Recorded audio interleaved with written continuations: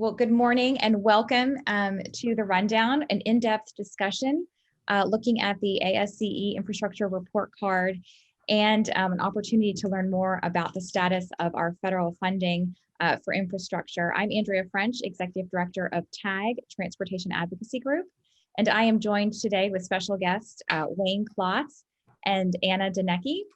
And we're really excited to have both of them here, really experts in their respective fields to talk with you all today, and hope that you walk away with a little bit more knowledge about the report card and about the status of our federal funding. I did want to take a minute to thank our 2021 mobility partners. We would not be able to run these programs annually without their support. So thank you so much for that. So with that, I'm going to go ahead and introduce our speakers today. I mentioned we have Anna Denecke, who is the Director of Infrastructure Initiatives at the American Society of Civil Engineers, ASCE. In that role, she oversees the report card for America's infrastructure program, including the development of national and state grades. She also produces reports that examine best practices in infrastructure policy and the impacts of underinvestment in our roads, bridges, airports, and more. She has previously worked as a policy and member communications manager for the Coalition for America's Gateways and Trade Corridors. So she has a wealth of knowledge and background in infrastructure and transportation, and we're delighted to have her here today. Our next speaker needs very little introduction in the Houston transportation community. Mr. Wayne Klotz is currently president of Klotz Strategies and was president of Klotz Associates, which was a full service civil engineering firm based in Houston for 32 years. Specifically related to today's discussion, Wayne did serve as national president of ASCE in 2008 to 2009, and he has gotten a lot of awards from ASCE, the ASCE National 2005 Edmund Friedman Award. In addition to the 2018 Texas ASCE Lifetime Service Award, and he's also been awarded the Texas Section and Houston Branch ASCE Awards of Honor. So a lot of accolades for Wayne, and if you are in the transportation community in Houston and you don't know Wayne, then I don't know what to tell you. He's a stature in the community. He's done so much for resiliency and infrastructure in Houston and beyond. And really important for today's conversation as well, Wayne is a co-founder of TAG. And so we always want to recognize that and really appreciate the work that he did to get TAG started and off the ground probably about 8-9 years ago now. So with that, I'm going to tip it to Anna to get started. And she is going to take us through the infrastructure report card. And Anna, take it away. Great. Thank you, Andrea. And I guess thumbs up if you can see my slide deck. Excellent. All right. Well, thank you for having me today. Very happy to start my day off going through the report card with you all.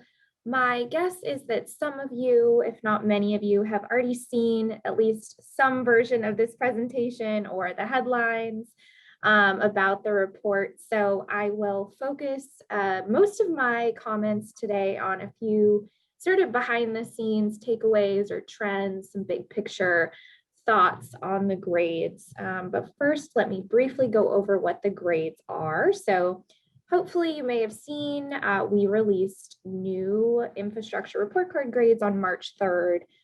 We actually followed up the release of the Texas report card, which came out earlier this year.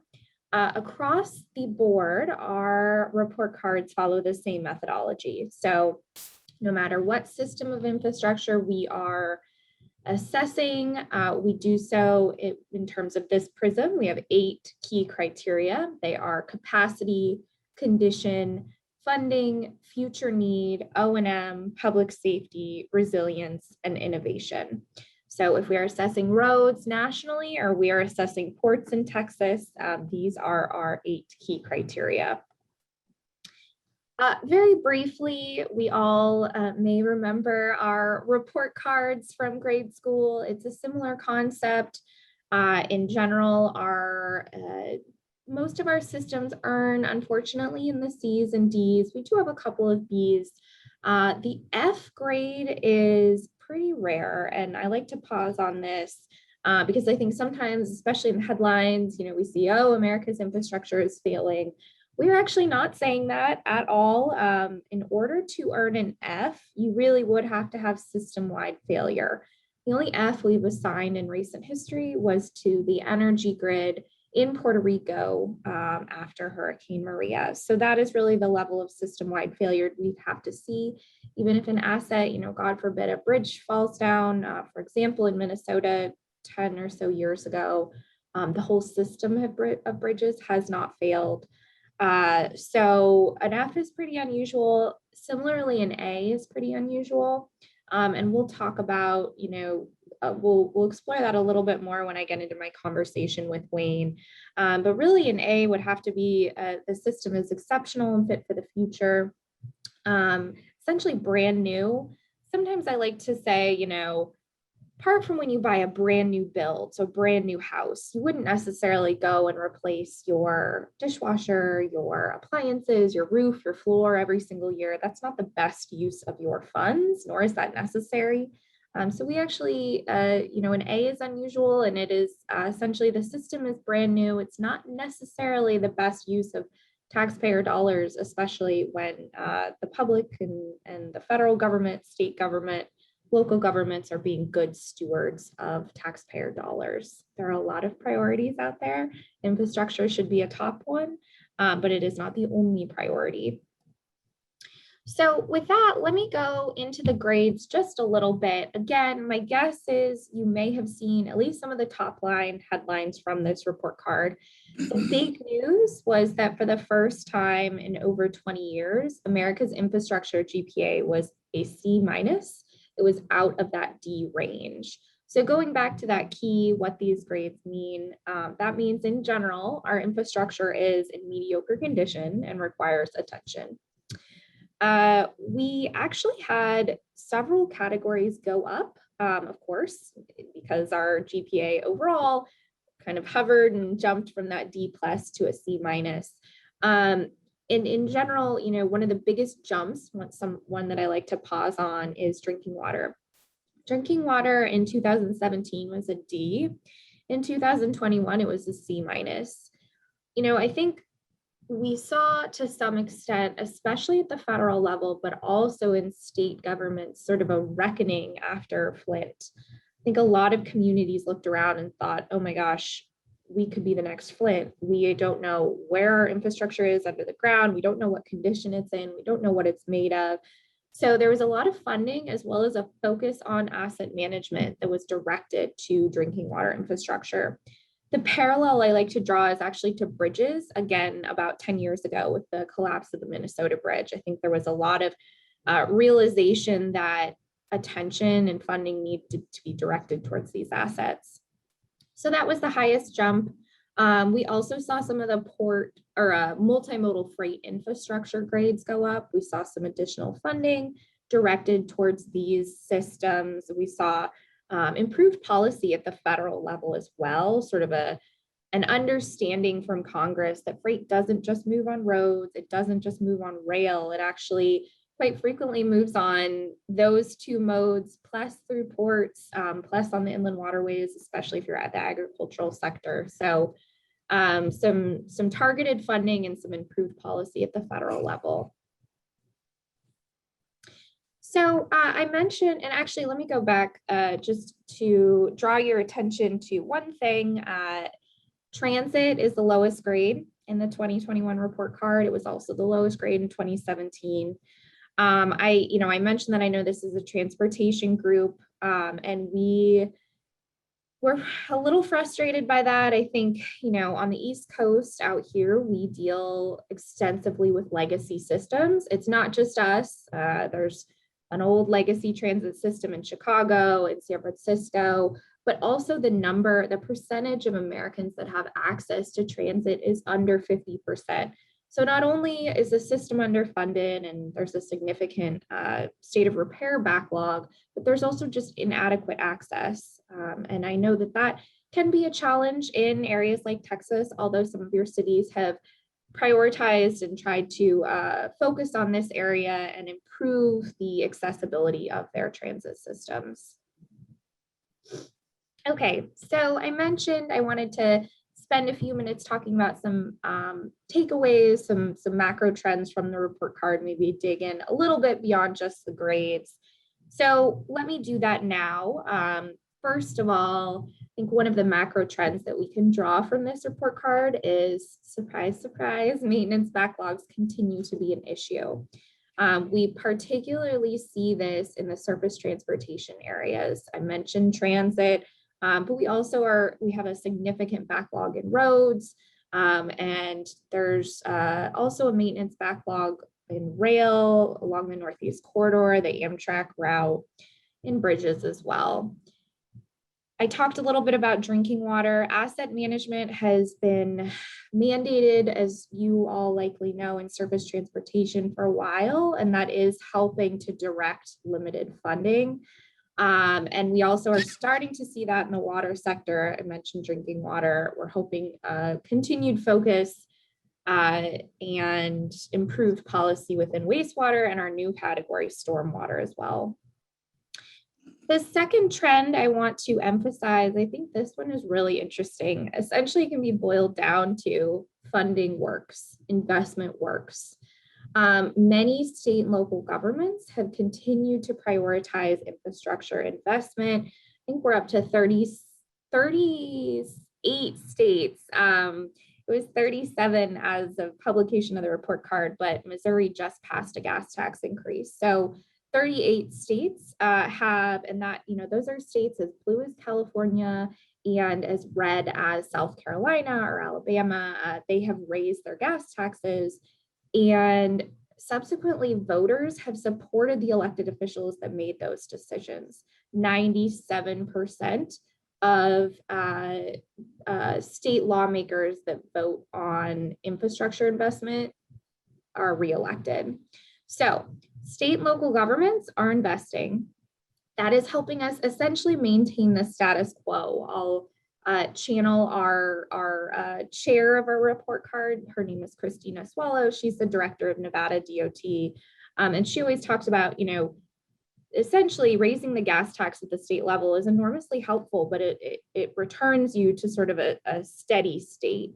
And really, you need the federal government to step in and help meaningfully address the maintenance backlogs in the surface transportation areas.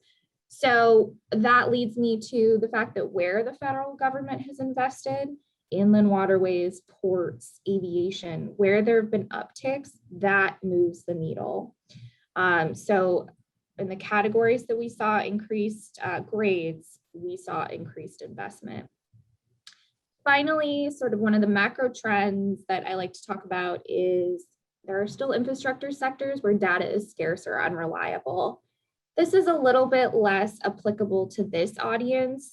Certainly in transportation, we have much better data. We have the National Bridge Inventory and bridges. We have road condition information for roads. But in areas like stormwater, in areas like schools is, I believe, the second largest infrastructure investment area, and we don't have a single national data set on the condition of schools. Most states don't have a data set either. We don't know what condition these assets are in. And as we've seen over the past year or two, that's a really big problem. HVAC systems are not up to par. It's not necessarily safe to send students back to school if you can't get air circulating in the buildings. So we spend a lot of time encouraging better collection of condition data for our non-surface transportation categories. So in addition to calculating the infrastructure category grades, we also total the amount of money that it would take to bring our infrastructure back to a state of good repair. Over 10 years, we determined that we need an additional 2.58 trillion for infrastructure investment, or about 258 billion a year. ASCE, argues that that investment should come from a variety of sources, including private funding, as well as state, local, and federal funding. And additionally, we determine through some of our economic studies how much money we're already losing because we do not invest in infrastructure. This is a really powerful statistic. It's a powerful talking point. As we go into lawmakers' offices, they say, oh, I know the roads are congested. It took me a while to get here, but I still got here. And what does it really matter? And I don't want to raise taxes. And what we have determined through this economic analysis is that Americans are already paying the cost of underinvestment. So every time your power goes out, food is spoiled, or there's an electricity surge, your electronics are damaged, every time you're stuck sitting in traffic, or as a DC resident, I am waiting for the metro, which is broken down for the 5th time that week, that costs us money. By proactively investing, we actually save in the longer term. Plus, we save ourselves stress and frustration with all of those inconveniences. So finally, I will end here. We'll talk a little bit about this in a minute, but I want to emphasize ASCE not only points out the problems, but we have solutions. So in general, we recommend leadership and action. We recommend increasing investment, and we recommend a focus on resilience as we go up to Capitol Hill, as we go into state houses. These are much more detailed in the longer version of my presentation on our website. We also have category-specific recommendations, but we really look at this report card as not only an assessment of where we are, but a to-do list for our elected officials. All right, you ostensibly ran on getting things done, improving the quality of life, and strengthening the economy for all Americans. Here's how you can do that. So with that, I will stop. If you want to read the surface transportation categories in much more detail or learn about our solutions, everything is on our website, infrastructurereportcard.org. Again, really happy to be here and chat with Wayne and talk about infrastructure at a time that's very timely in Washington, as all eyes are on us to hopefully get something done. Wonderful. Well, thank you, Anna. I'm going to go ahead and let Wayne ask some follow-up questions, and we've got some questions in the chat box for a little bit later, but please continue to send your questions as the dialogue continues. Wayne? Good morning. I want to thank everybody for joining us today because I think conversations like this are very important. For those of you who know Andrea, you know that she very carefully put together an order of the program and who's going to do what when, and I appreciate her doing that. And for those of you who know me, you know that I view those as suggestions rather than commands. And so I just want to take a minute to express why I think these conversations are so important. There's a lot of organizations out there that represent engineering and infrastructure. Unfortunately, they don't talk to each other as often as they should. ASCE is the acknowledged voice of infrastructure through the report card. I think every member of Congress would tell you that they've heard of that. And so ASCE has a very strong deal, but the purpose of ASCE is to promote the profession of civil engineering. And so we have technical, professional, we have lobbying efforts, we got people on the Hill every day. And that's important to all of the people on this. However, then organizations like TAG, who really focus on trying to find transportation funding for the Houston region.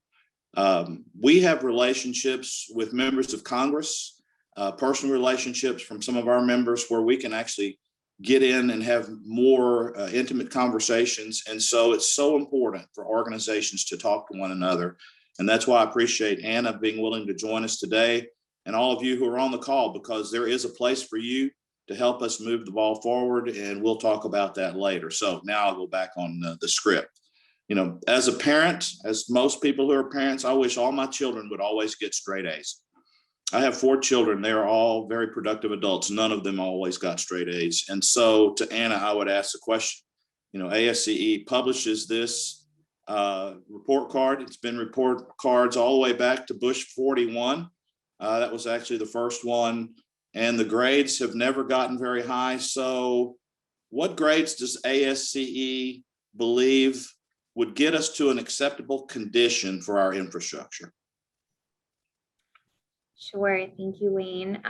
So I kind of scooped myself or jumped ahead during the presentation, but when I was going through what each grade means, I paused on the B, which means that in general, our system is in adequate condition, good working condition. That is what we would like to see.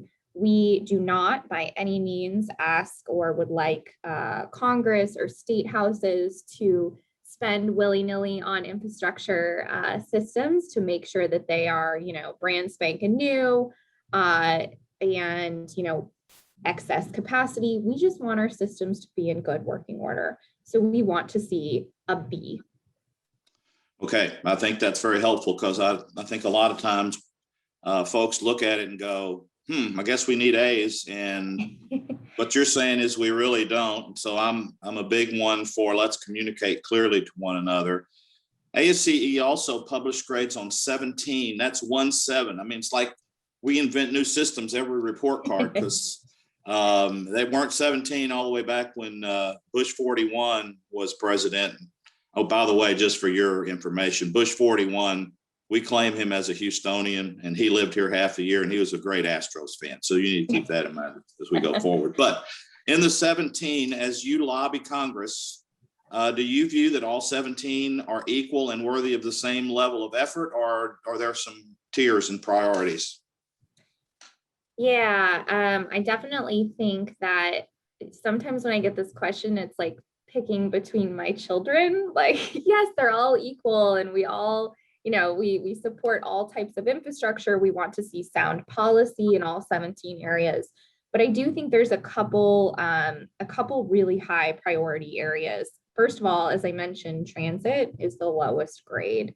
It is a D-. I think, as we figure out how to meet the Biden administration's ambitious climate plans, as we figure out how to combat congestion, come out of this pandemic, and be productive as members of society again, we need to take a really hard look at transit. And sort of in that vein, I mean, if you look at that investment gap chart, which I pulled up and ran through quickly, about half of that 2.58 trillion, about half of that gap is in surface transportation. So our roads, I don't have to tell you all, as you drive around Texas, as you drive around the country, you hit potholes, you hit congestion, even in this time where people are still working from home. That is a problem. It impedes the goods movement system of our country. It impacts our productivity. We end up, with unanticipated car repairs, alignments, replacing tires when we shouldn't have to. So that's definitely an area that we need to prioritize, and that there's a really strong and clear role for the federal government to step in, as well as states and localities to play their part.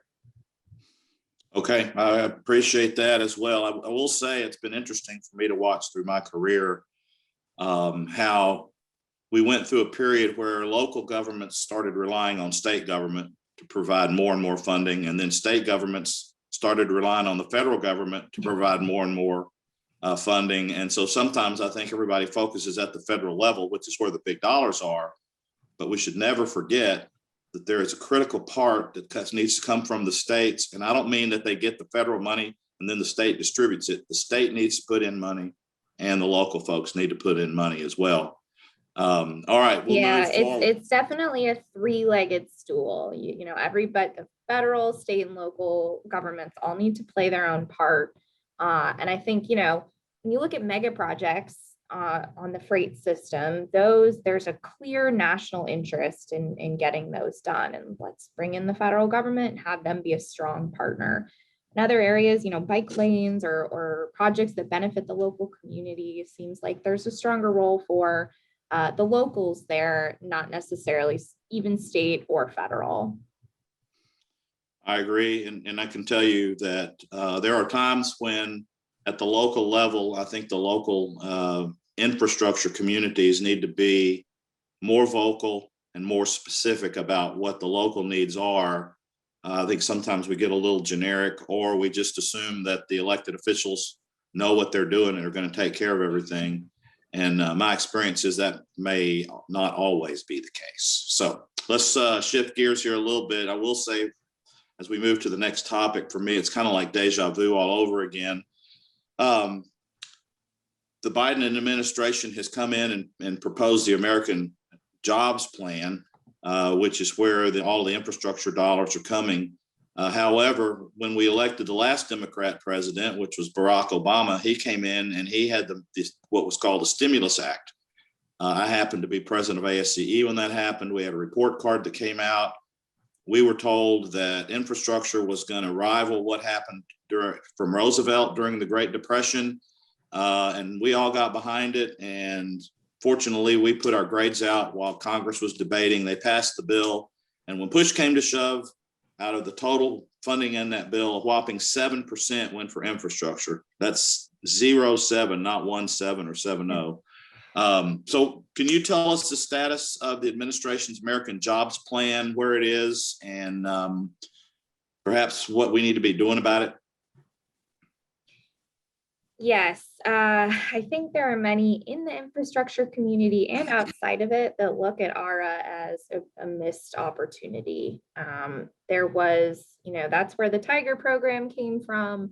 There was some good that came from there. I think also now, as we're 10 years, 11 years out from that there was some value and lessons learned, like, all right, if we're going to focus on shovel-ready projects to get the economy going, we need to think through what that really means, where those projects are coming from, make sure they're actually benefiting, getting people back to work and benefiting the community.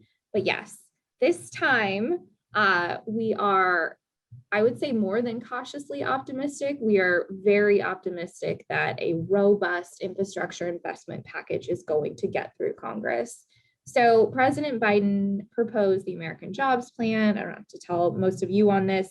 It's a robust proposal. There's about 900 million. About half of it goes to what we would consider infrastructure. So the 17 categories, and he actually does propose investment for all 17 categories, although there is more funding targeted for areas like bridges and roads, drinking water systems.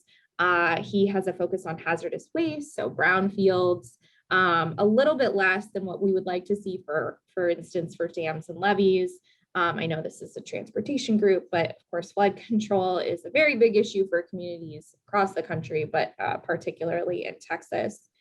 So, I think it's important to understand that Biden's proposal is just that right now. It's a proposal, and it is up to Congress to actually turn it into legislation. Complicating this slightly, so Democrats are, suggesting, or some Democrats are suggesting, that this plan could be pushed through in reconciliation if there isn't bipartisan support for it. Complicating this is the fact that the FAST Act is expiring, and if they want to actually put together a successor, a long-term service transportation bill, that is a policy bill and will need to, cannot be moved through reconciliation, right? You need an actual support if you're going to be doing non-budgetary issues. So it's unclear at this point. The Senate would like to mark up the FAST Act successor by Memorial Day. The Senate EPW committee, which is the primary committee responsible for that bill. It's probably more likely that the House will model their legislation after HR 1, which was a big bill, HR 2 was a big bill that they introduced and passed last year. So the Senate and the House are moving on different tracks. Everybody is indicating that they want to move quickly on this. It's just unclear sort of whether or not the Senate Republicans in particular are going to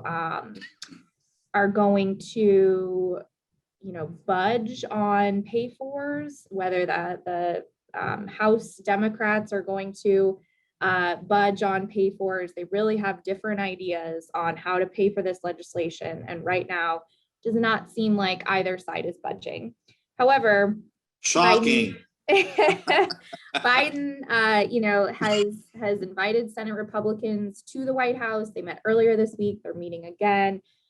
Senator Shelley Moore Capito from West Virginia is a really pivotal voice in all of this, and she seems very serious about getting a deal done. So we will see how many Republicans from the Senate she can bring along with her. We'll see how serious Biden is about, compromising on some of his pay-fors. And either way, keep your eyes on Washington, because it seems like something's going to happen sooner rather than later.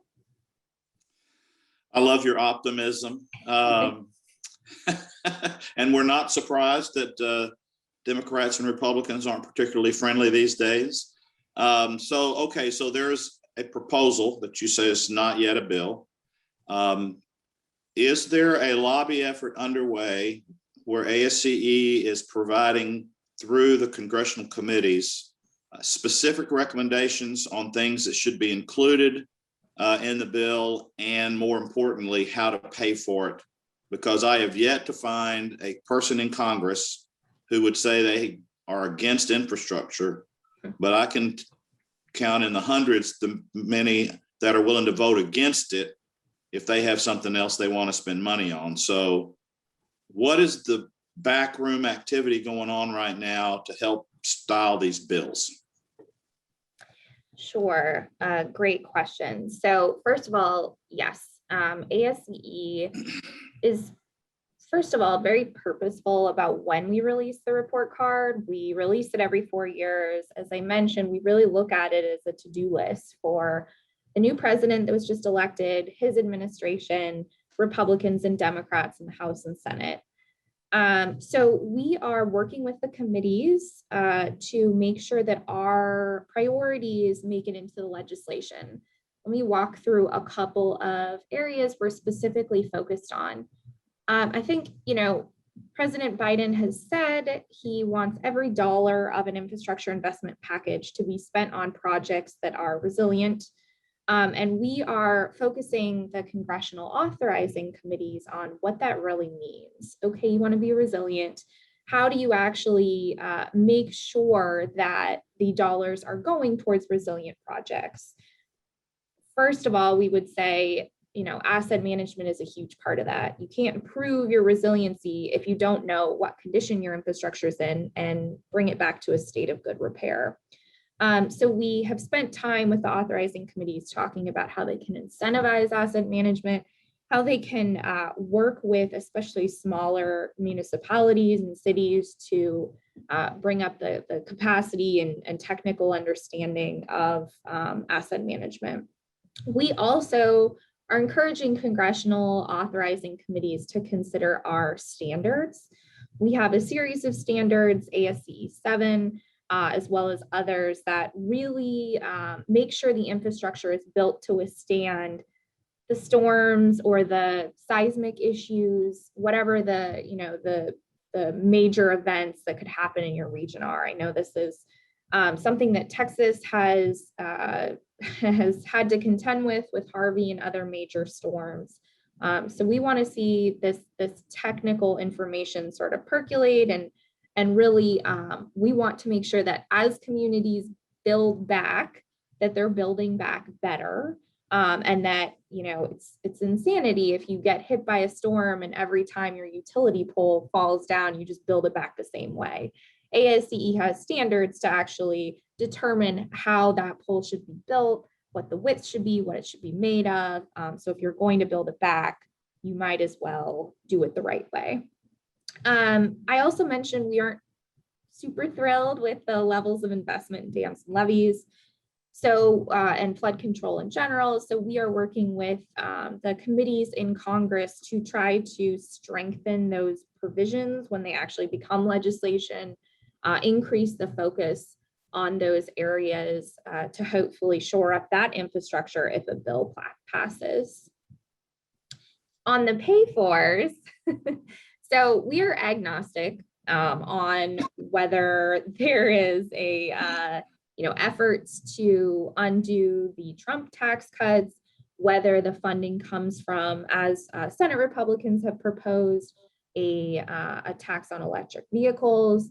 There was something that came out yesterday from the Congressional Budget Office that said taxing electric vehicle owners would only shore up the Highway Trust Fund, like provide 2% of the total need. So it would, that's perhaps an important part. We think that everybody should pay their part and contribute to the Highway Trust Fund, but it is clear that that's not going to be enough money.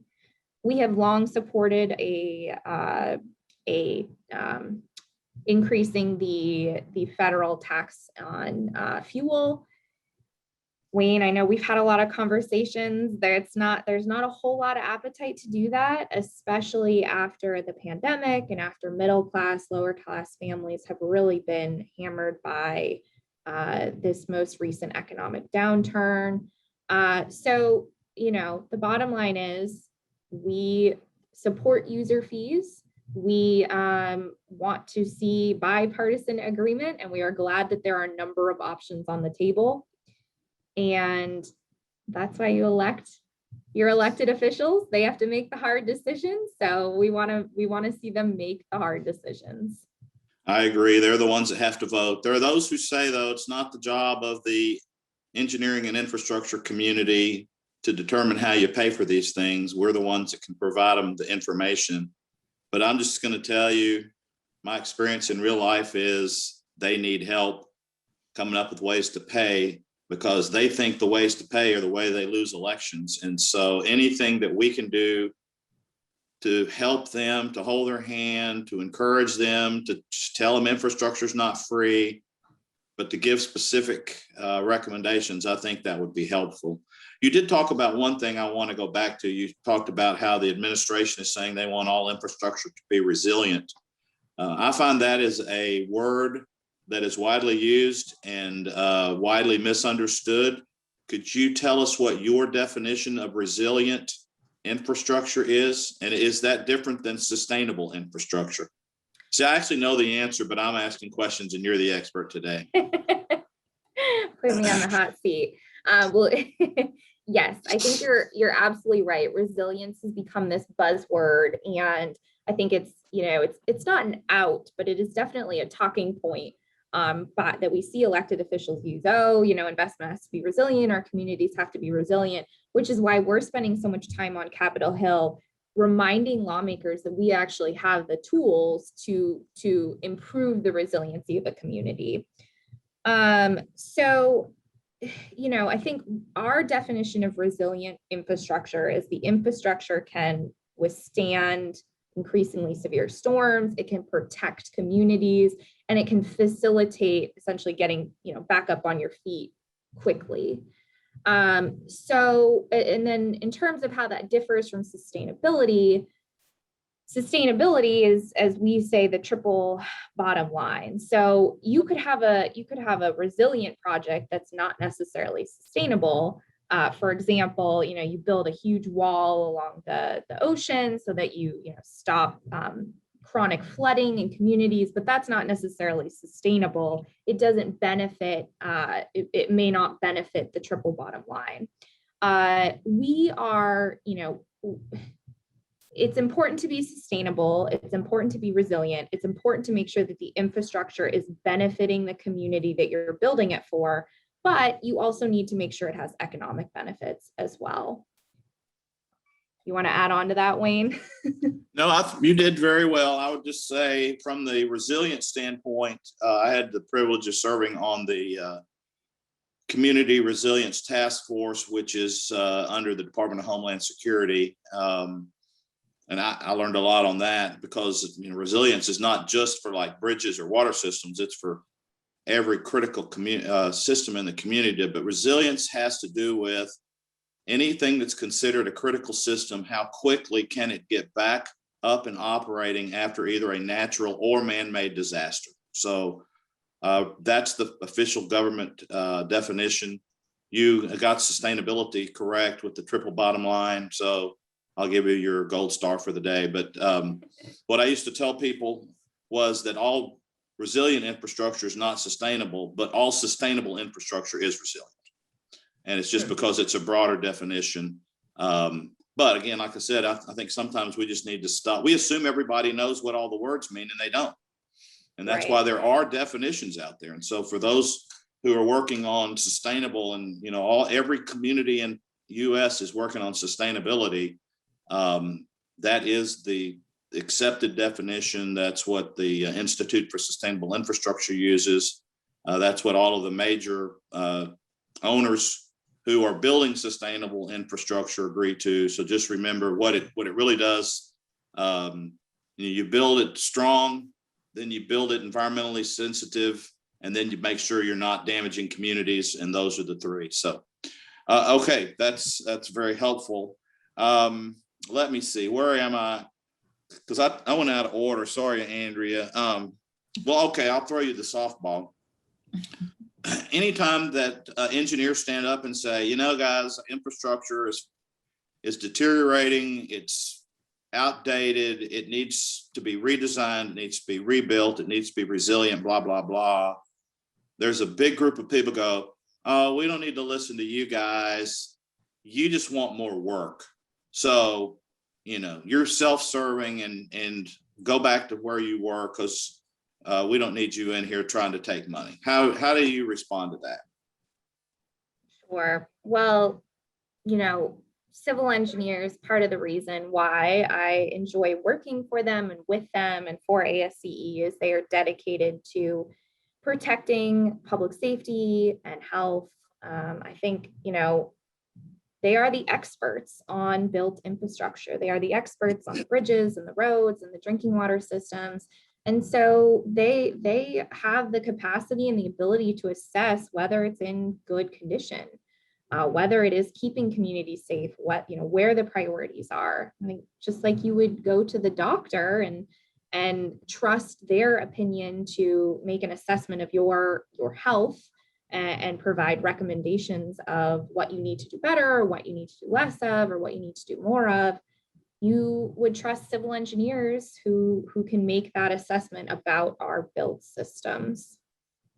I agree. I used to give that answer, had to do with, if you're having a major flu outbreak, you don't call the lawyers or the plumbers, you call the doctors. Of course, now that we're coming out of a pandemic, there's a whole lot of people that don't want to hear from the doctors either. So I don't know. It's crazy times. Ms. Andrea, do you have questions that have been sent in during the time we've been chatting?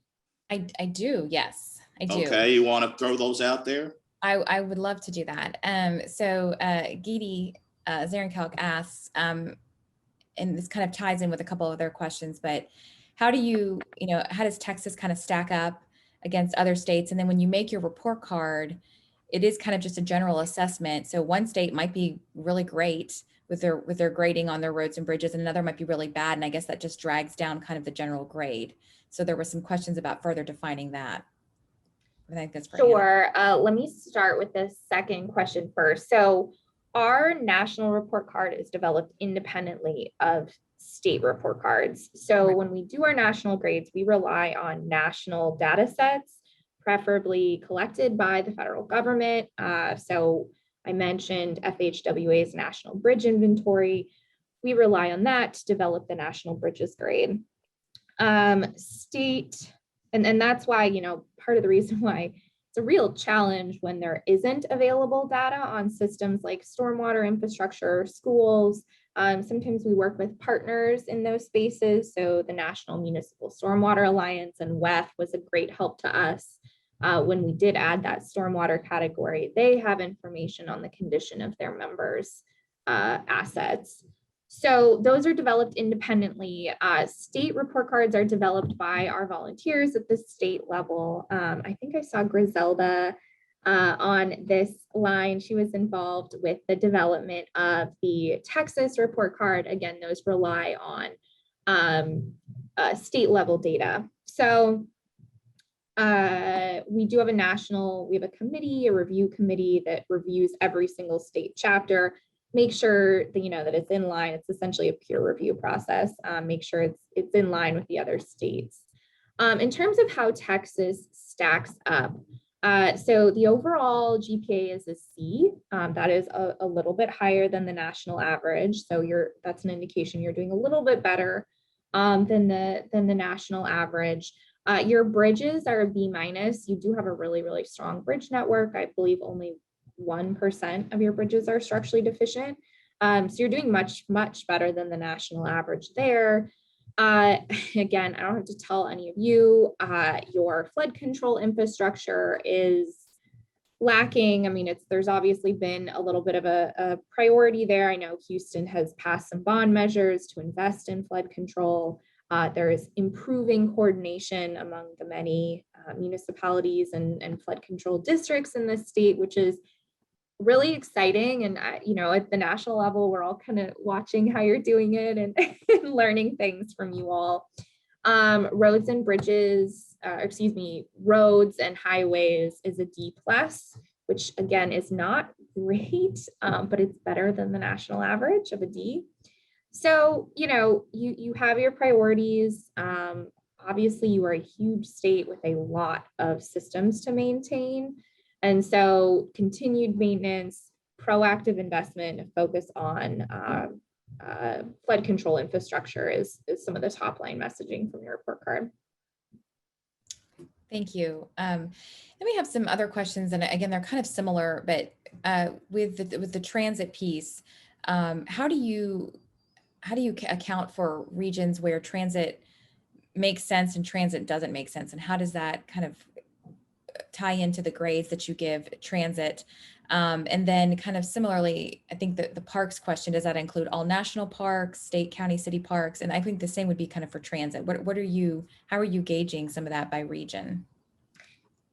Yeah, so I think there is a natural tendency when you talk about the transit chapter, and maybe this is my East Coast bias showing, but I think a lot of people's minds, and especially lawmakers, because they live at least part of the time here, their staff lives here, your minds go to those legacy systems. So the subway in New York or the metro system in DC, and those are definitely a part of it. And that's really where a lot of backlog comes from.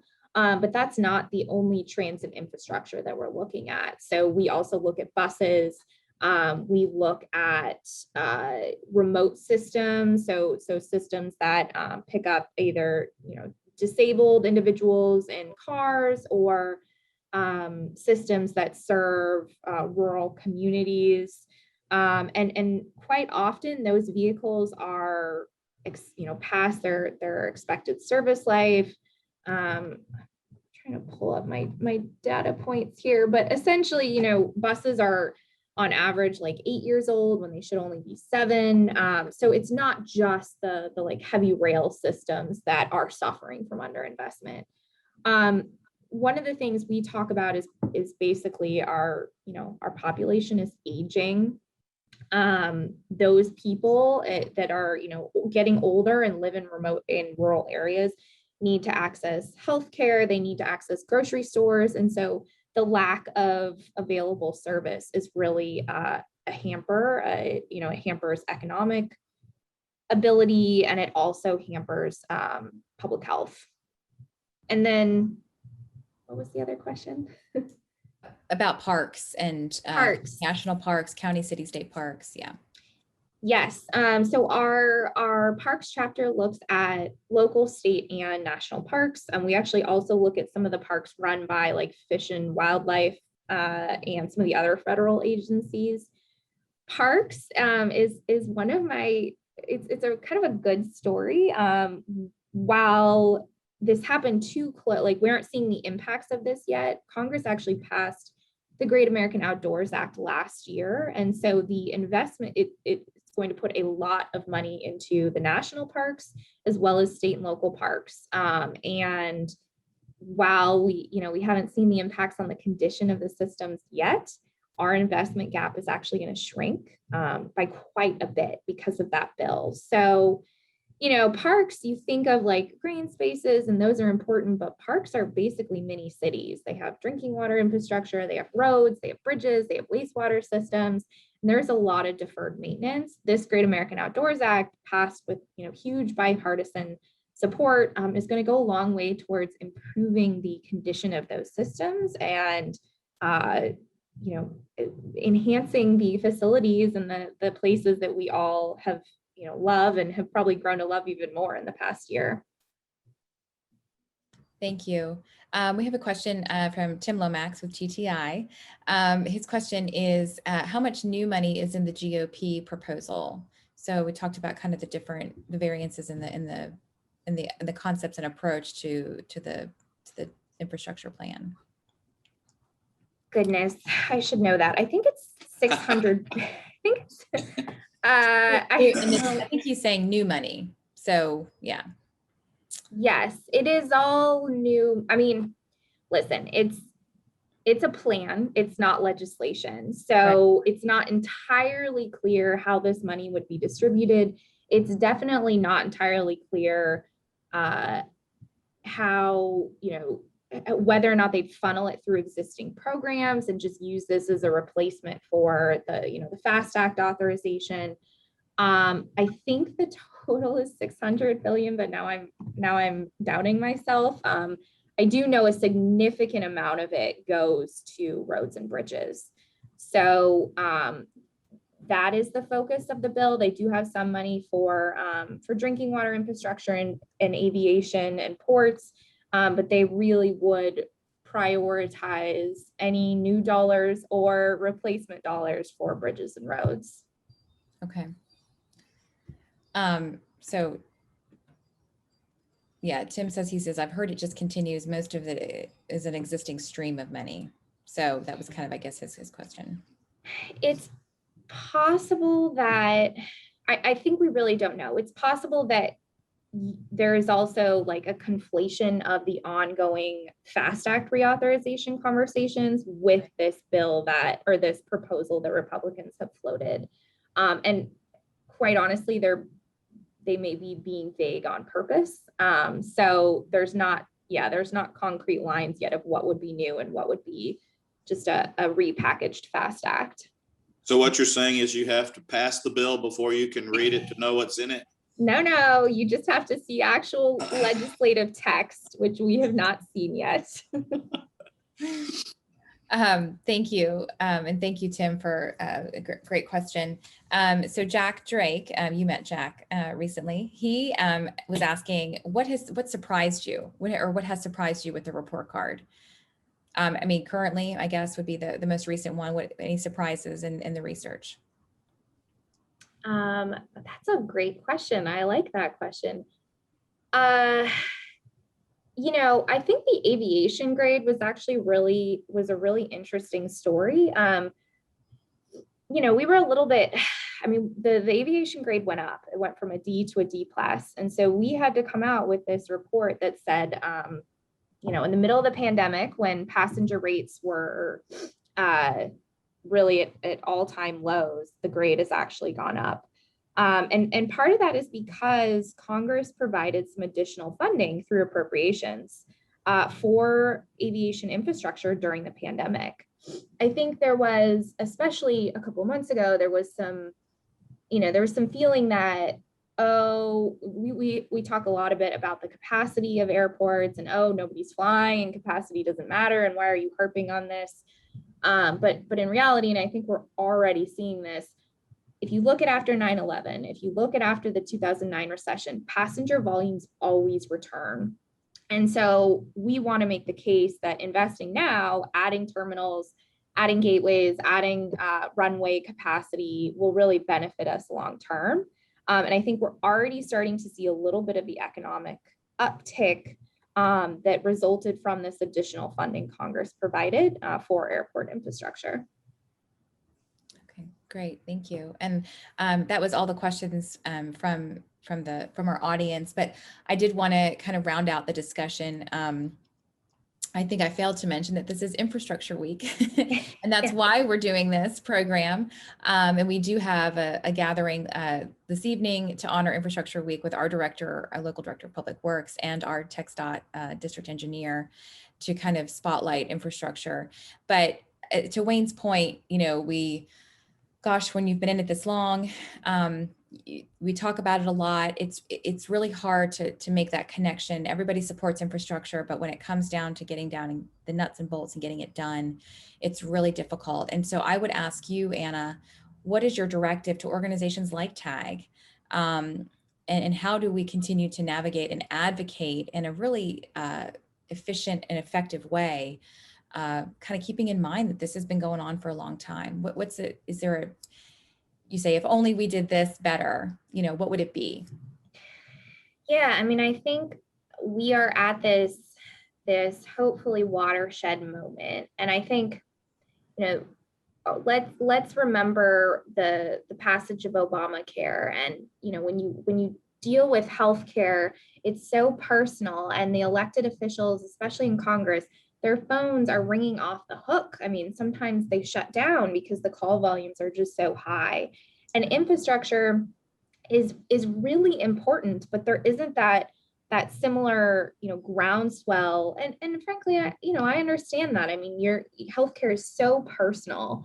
And infrastructure is also personal, but not everybody realizes or thinks about it the same way. So you all are, this is an influential group that, you know, you may have a personal relationship with your congressmen or women.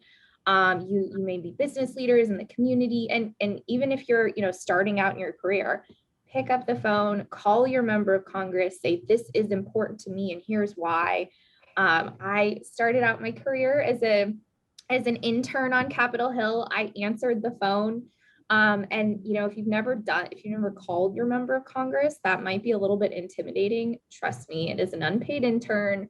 They have been yelled at by 17 different people that morning on the phone. They would love to hear from you and have, you know, a real conversation about, this is important. This, you know, this means this to my community, my bottom line, my quality of life. And those messages, if your congressman or woman is worth their salt, those messages get passed on to your member of Congress. I would sit there every day and say, okay, we heard from this many people who feel this way. We heard this many people who feel this way. I had an interesting conversation with this individual. So I encourage you to pick up the phone, advocate for something to get done, because it's an important time, and it really seems like the stars are aligning, and maybe all they need is that extra push. Okay, well, thank you. And I would offer, if either of you had any closing comments, actually, I did think, Anna, if you can either post your presentation in the chat box or a link to the report card for folks. We did have a few requests for that, or you can email it to me and I can get it out to everybody that's been on the call. I'll email it to you. I don't know if I know how to post a file. Okay, that's fine. That's fine. And then if you're on this call and you've registered, you will get the slide deck for today. So thank you both. I did want to offer any closing comments from Wayne or Anna. Let me just thank you for the time. Thanks for the people who have stayed with us. The A in TAG stand for advocacy. That means you have to talk to somebody outside the group. We're so good at getting together and telling each other how important the issues are and getting all the information. But if we're just talking to each other, it doesn't matter. So the A in TAG is for advocacy. When I was president of ASCE, I told everybody I was the ABC president, and A was for advocacy. And during my term, we spent well over $1 million just lobbying Congress. It takes it. It's not an easy process, but it's doable, and you can make a difference. And so I'm going to support what Anna just said. Do something. Do something. Even if you think it's insignificant, it's not. Believe it or not, congressional offices have people that count. They just count how many phone calls, how many emails, how many text messages, were they for or against, and they keep that score. And the other is, as she said, it's not just a young intern when you call. If you ever go into a representative's office, everybody in there's probably under 30 because they don't pay them any money anyway. So Well, it's true. So they're all a bunch of young people. They need somebody to come and explain the issues to them. They love it when somebody who's qualified and informed can talk to them. Advocate, advocate, advocate. Thank you. Thank you, Wayne. Yeah, I'll just end by thanking you for inviting me, Andrea and TAG. It's great I love talking about the report card. I love talking with people outside the Beltway. It's always refreshing and really nice to see all of these advocates around the country. So thank you very much for having me. Thank you both so much. And I will just close, Anna, so you know too, we are in the final stages of our Texas legislative session, and there's a few bills to keep an eye out for. One electric vehicle that's making its way and looks like it could be successful. And then we've got one for transportation reinvestment zones and a couple others. So it might actually be a pretty good session for transportation for Texas. So stay tuned, and we hope to see many of you this evening. And everybody have a great day. Thank you so much for joining us today.